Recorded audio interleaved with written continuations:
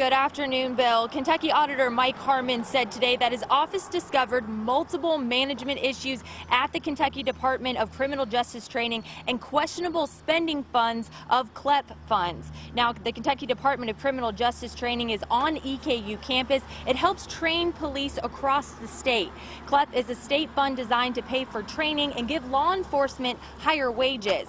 Auditor Harmon said today his office found unnecessary and excessive spending of that money, along with what he called improper contracts with EKU that he said was used to circumvent state law. The auditor says his office found 10 issues with policies, procedures, and financial activity at the Criminal Justice Training Center that he's now sending to the ethics branch for investigation.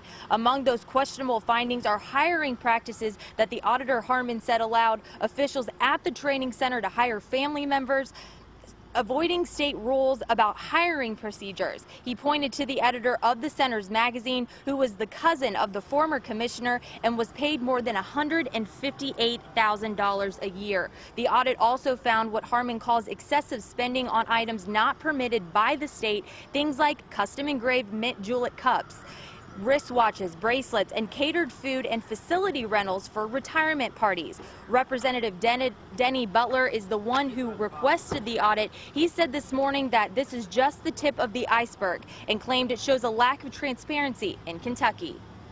It looks like we're balancing the budget on the backs of policemen, and we're not supporting our law enforcement when we say we do.